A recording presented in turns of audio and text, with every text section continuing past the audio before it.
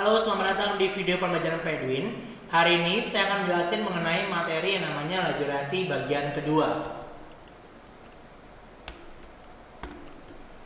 Pertama, kita belajar dulu mengenai persamaan laju reaksi. Di persamaan laju reaksi selalu seperti ini. V sama dengan K konsentrasi A pangkat M konsentrasi B pangkat M. Nah, apa itu V? V itu adalah laju reaksi, yang itu satuannya adalah molaritas per second, karena pengertian dari laju reaksi adalah perubahan konsentrasi per satuan waktu. Molaritas per second juga bisa ditulis mol L pangkat min 1 det pangkat min 1. Sedangkan K sendiri arti tetapan atau konstanta laju reaksi. Satuan itu bisa beda-beda tergantung nanti order reaksi yang kamu dapatkan.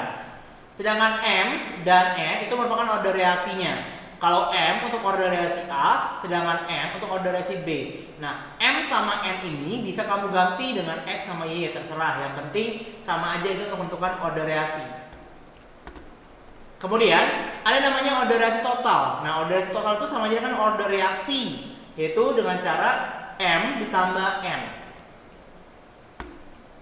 Nah, hal-hal yang perlu diperhatikan dalam persamaan laju reaksi. Yang pertama adalah laju reaksi ditentuin berdasarkan percobaan atau eksperimen. Jadi kalau misalnya kamu melihat ada sebuah soal di mana dia tulis percobaan 1, 2, 3 itu berdasarkan eksperimennya ya. Kemudian yang kedua, reaksi dilihat tuh hanya di reaktan untuk menentukan order reaksi. Jadi kalau misalnya ada A tambah B menjadi C, berarti hanya kamu cari order reaksinya si A dan si B karena posisinya di reaktan atau di sebelah kiri. Yang ketiga, order reaksi tidak dipengaruhi oleh koefisien suatu reaksi. Semisal ada sebuah reaksi 2A tambah B, bukan berarti 2 itu artinya koefisien kan, dan bukan berarti itu order reaksi si A itu pasti 2. Karena itu yang menunjukkan koefisien, bukan menunjukkan order reaksi. Berikutnya, apa itu order reaksi? Order reaksi adalah bilangan pangkat dari faktor konsentrasi dalam persamaan laju reaksi. Nah, sedangkan order sendiri kita akan belajar nanti ada order 0, order 1 dan order 2. Pertama adalah order 0. Itu berdasarkan pengertiannya adalah penambahan konsentrasi reaksi tidak mengubah laju reaksi atau tidak bergantung pada konsentrasi. Contohnya adalah reaksi fotosintesis, reaksi penguraian amonia pada katalis. Berikutnya adalah order ke-1. Order 1 adalah kenaikan laju reaksi berbanding lurus dengan penambahan konsentrasi reaksi. Contohnya seperti ini. Kemudian ada reaksi untuk order kedua, kenaikan laju reaksi sebanding dengan kuadrat kenaikan konsentrasi reaksi. Contohnya seperti reaksi NO tambah setengah O2 menjadi NO2. Nah, kemudian ada namanya waktu paruh. Waktu paruh itu lambangnya T setengah. Apa itu waktu paruh? Waktu yang diperlukan untuk melurus setengahnya dari keadaan semula. Nah, untuk order 0, rumus waktu paruhnya adalah T setengah sama dengan konsentrasi A0 per 2K, di mana A0 itu konsentrasi awal ya. Kemudian K-nya adalah tetapan atau konstanta laju reaksi. Kemudian order 1, kalau order 1 itu berarti T setengah sama dengan ln 2 per K. Ln 2 itu kalau kita pakai kalkulator itu nilainya 0,6931 ya. Kemudian order kedua rumusnya adalah T setengah sama dengan 1 dibagi K kali konsentrasi A0. Ya, kapan rumus ini dipakai? Tergantung soalnya. Kalau soalnya bilang order 0, order 2, order 2 kayak gitu ya. Nah, kita contoh soalnya. Nah, contoh soalnya seperti ini. Nah, jadi kalau kamu lihat, dia bilang adalah order pertama. Berarti tadi rumus order pertama apa? T setengah sama dengan ln 2 dibagi K. Ya kan? Nah, ini berarti kita tahu bahwa waktu paruhnya adalah 1 jam 30 menit 20 detik. Berarti ini kamu jadikan detik dulu, yaitu 5420 ya. Nah, berarti kemudian nanti kamu tinggal pakai rumus aja tadi ln 2 per K. Ln 2 nya kan 0,6931. Nanti didapatlah hasilnya adalah BB ya.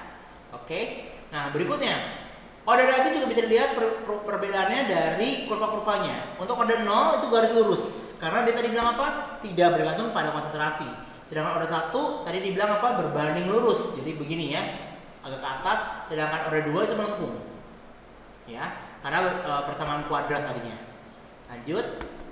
Kemudian adalah menentukan K atau tetapan konstantanya. Nah, seperti tadi saya bilang bahwa K itu beda-beda ya.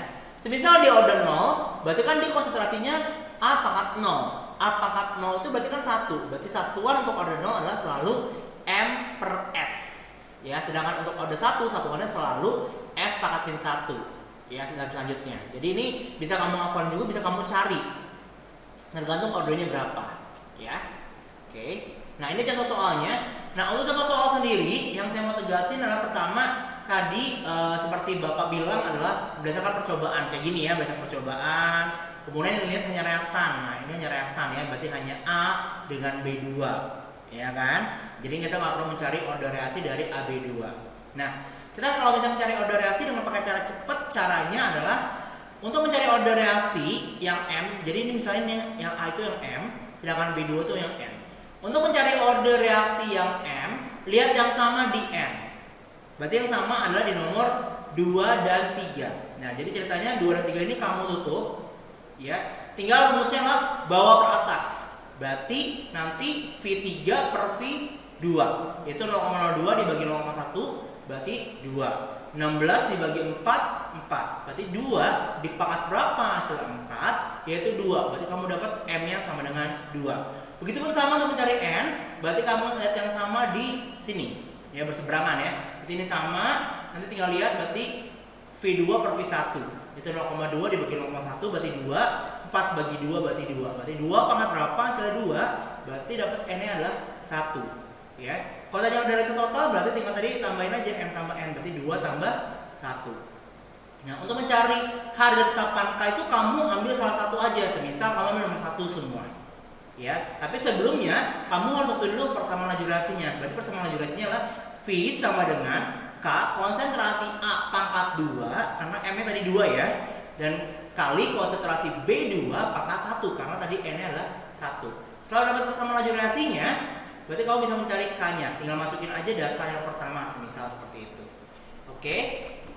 Hari ini itu dulu yang Bapak mau sampaikan. Kiranya video itu bermanfaat buat kalian. Semakin kalian mengerti mengenai materi laju reaksi bagian kedua. Nanti selanjutnya akan ada soal-soal yang akan dibahas oleh saya. Terima kasih buat perhatiannya. Sampai jumpa lagi di video berikutnya. Bye bye.